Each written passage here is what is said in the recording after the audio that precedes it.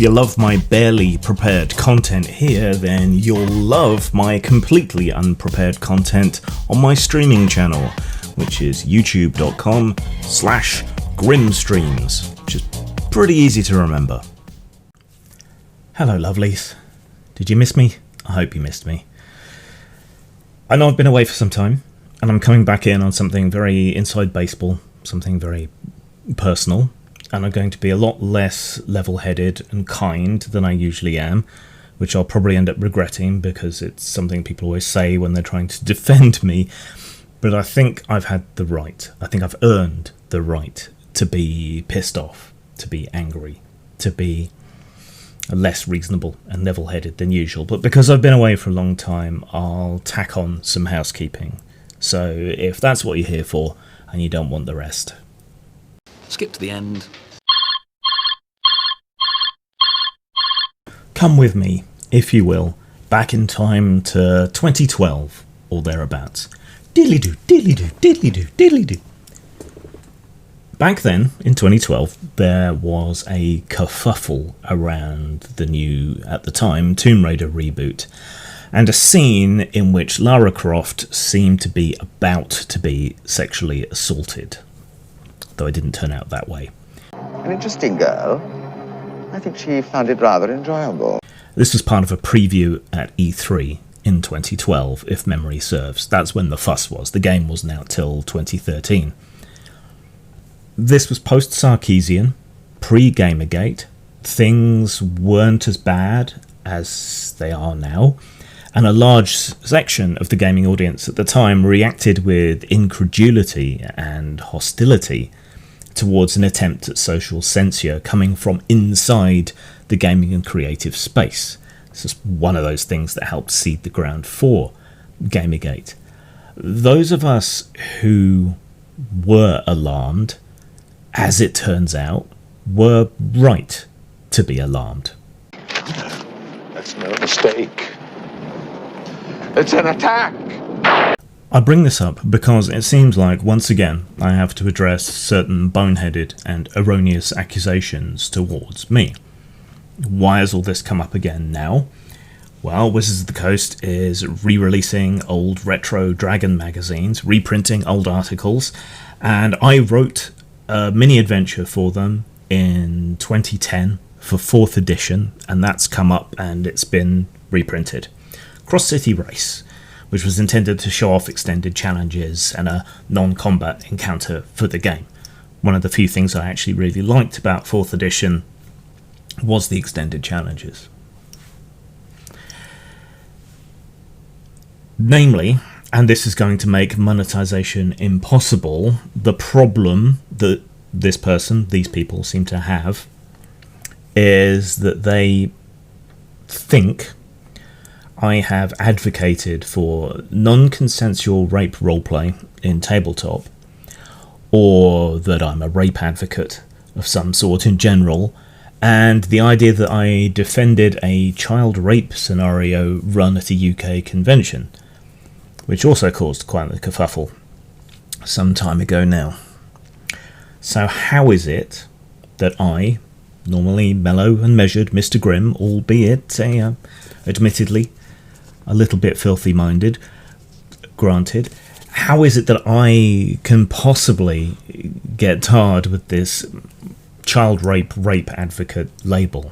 How'd you get up there? Wasn't easy! In part as a response to the Lara Croft drama, and in part because of a creeping sense of unease about an increasingly censorious atmosphere in all the creative enterprises, how much worse it was going to get. In response to that, and naively perhaps thinking that the creative spaces were still ones in which free expression, free speech, the right of creators to create problematic things, still existed, I made a blog post titled, and this sounds bad but it isn't, titled In Defense of Rape. It was a provocative title. At the time, that seemed like a clever trick because I wanted people to see it, to click on it, and to read it. It was, self-admittedly, right at the beginning of the article itself, clickbaity, even at the time. But what I hadn't counted on, again naively, was that nobody would actually bother to read past the fucking title. The article was a defence of free expression, of the right of creators to explore dark themes, and even to be able to fuck up while doing so without it ending them. It was intended to be a series of blogs, of which only the second, In Defence of Murder, was also written. Torture, mutilation and other topics were going to appear in time, but it had such a dramatic and bewildering effect that they fell by the wayside. The tone was indeed bellicose and forceful, which didn't exactly help matters, but how anyone can read that article properly, it's still available, and come away with the idea that I am pro-rape, the actual act, rather than pro-free expression, I don't really know. Hey, you tell me, how come it's not safe to walk in Central Park, huh? Or give a stranger a lift anymore? Because the world's full of crazy people, Jack. Hoodlums. As for the second accusation, well, again, you can still find my blogs and videos on that if you care to. There was a scenario for Tales from the Loop, or perhaps Things from the Flood, I forget which was billed as a sort of Hostel meets the Inbetweeners, advertised as a mature session, by a GM who was notorious, at least in UK RPG circles, for doing media mashups, like Dad's Army versus the Deep Ones. That sort of thing. Some of the people who played his scenario appear to have been hypersensitive woke scolds, and they inferred an act of rape from part of the scenario, though nothing was described, nothing was explicitly spelled out, and it appears to be a misunderstanding, or at least we should presume that it's a misunderstanding rather than assuming malice or anything nasty on his part. Nothing was described, none of the characters were minors, it was advertised as a mature game, and yet, rather than approach the games master, rather than bring anything up during play, instead, this little gang of shit stirrers got onto social media, kicked up a huge fuss, invoked the Twitter mob, got the guy drummed out of the convention and banned, got him drummed off social media, and his name is now completely mud, despite the accusations either being confirmably not true or reliant on a seemingly willful desire to interpret one scene out of the game in the worst possible way. So my crime here was not advocating for him, was not defending what he was accused of doing. Yeah, being a victim of false rumours and bullshit like this, and cancellation myself, this story just didn't add up to me. And I made the effort. I bothered to get the other guy's side and to look into it. I gave him right of reply. I sought the truth rather than buying into a mob. And that's apparently not allowed. Now, this really pisses me off to no end. So no, at no point do I advocate for rape, other than under the general umbrella of free expression and the right and capacity of creators to explore dark and nasty themes. The Handmaid's Tale, Ill-Earth, Live Ship Traders. You know, these are all creative enterprises, sometimes across media, that explore dark themes, and specifically rape. Then there's Greek mythology and so on as well. You know, these dark and nastier tropes are important storytelling tools in their own way. You wouldn't tell a painter they couldn't use black, right? At no point do I advocate for a game scenario in which child rape takes place. A, because it didn't happen, and B, because all I did do was to get the other guy's side of the story. Apparently, Rolf wasn't too happy with the end result, for which I'm sorry, but you have to act fast on these things to have a hope of getting any traction whatsoever with any kind of counter-narrative. If I hadn't bothered to look into this, the accusations against him would be completely unquestioned. You know, he was not allowed to speak up for himself. He was not given any space to speak up for himself or to offer his side until I gave it to him. That strikes me as being unjust, illiberal. And this is where, traditionally, I exhort you not to harass this guy, if you can find him. However, he's expending a great deal of effort trying to sour my working relationships by lying to people. So just follow the diktats of your own conscience. I'm not responsible for what you do. It's a sort of threat, you see. I've never been terribly good at them myself, but I'm told they can be terribly effective.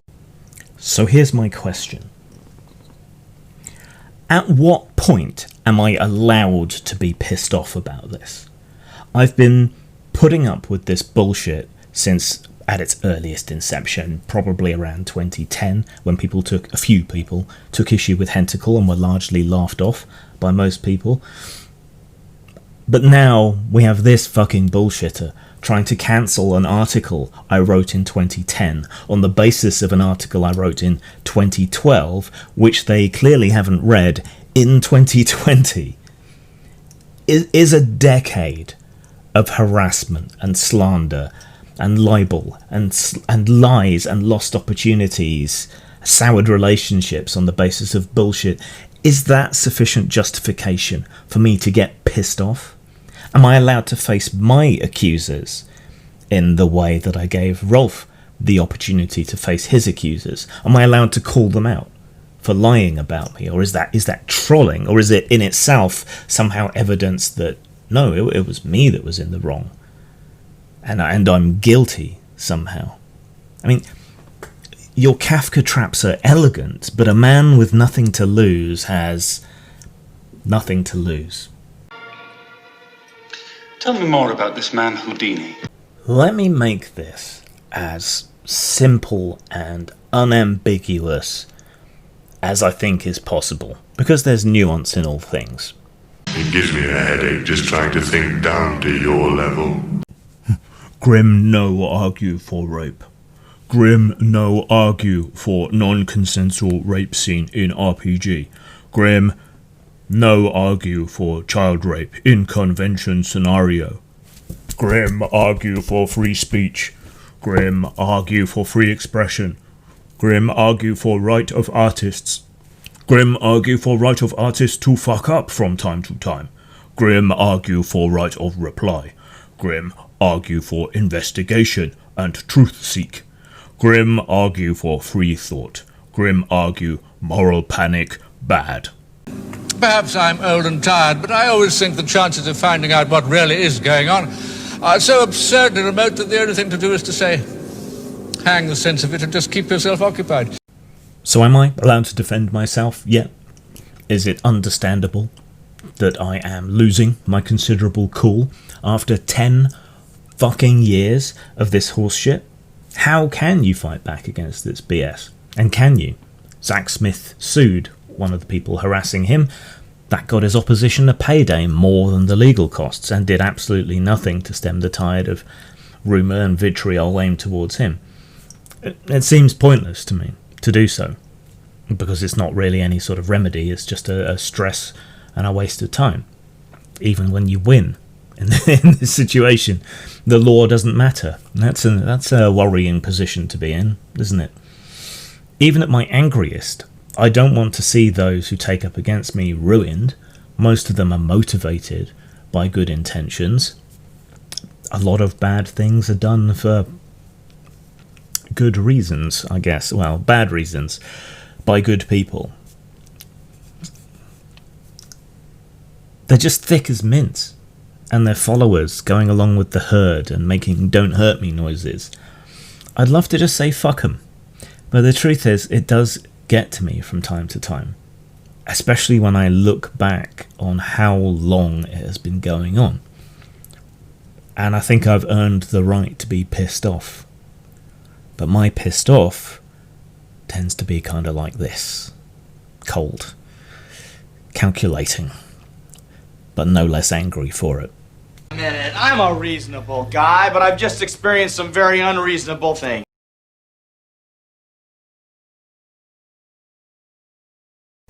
Alright, quick shop.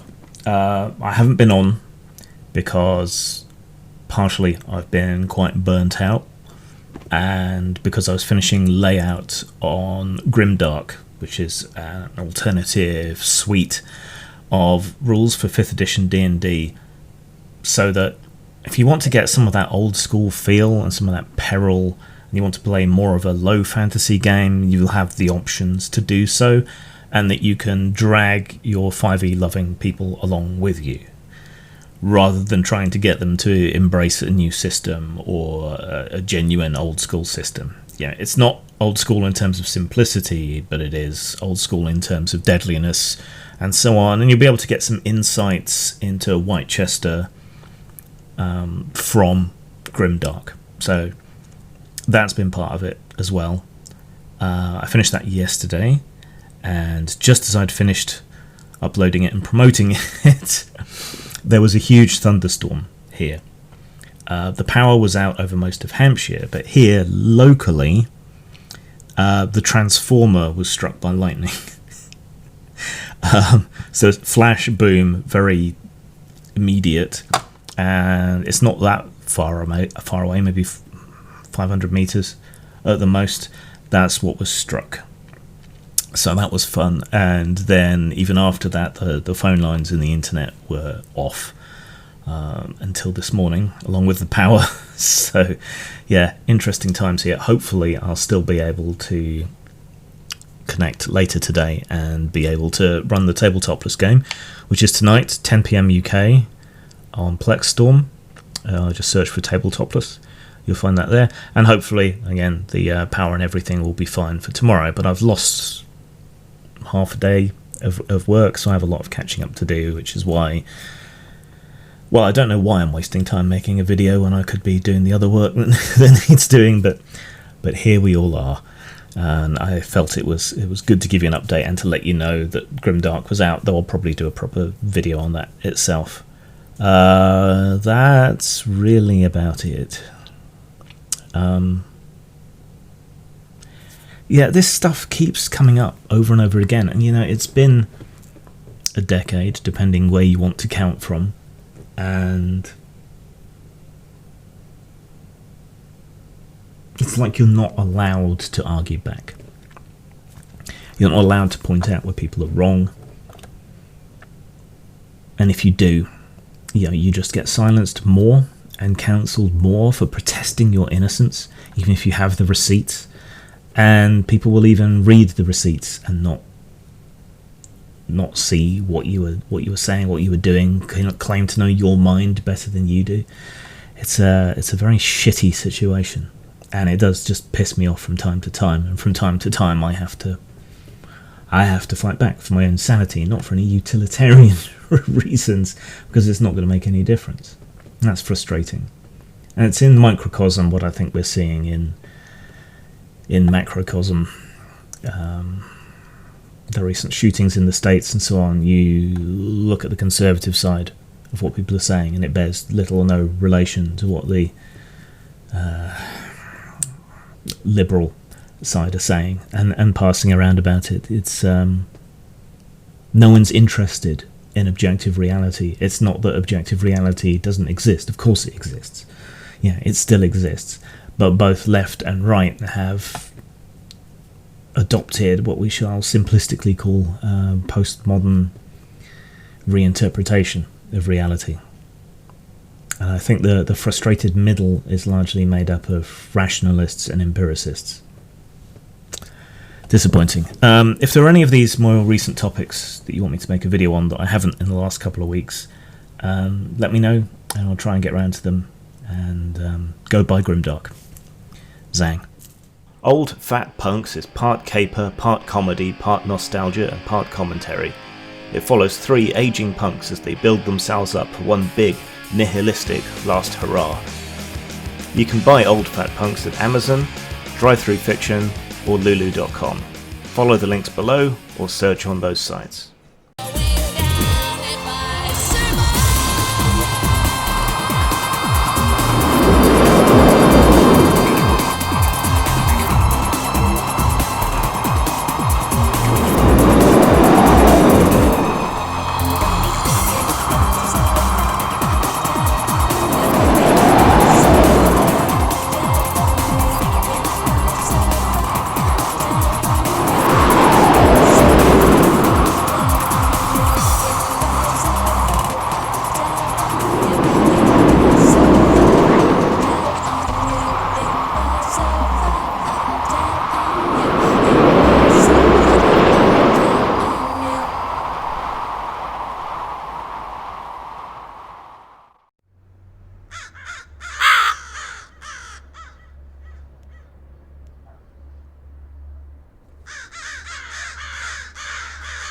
And this is not a time to be dismayed. This is punk rock time. This is what Joe Strummer trained you for. It is now time to go. You're a good person.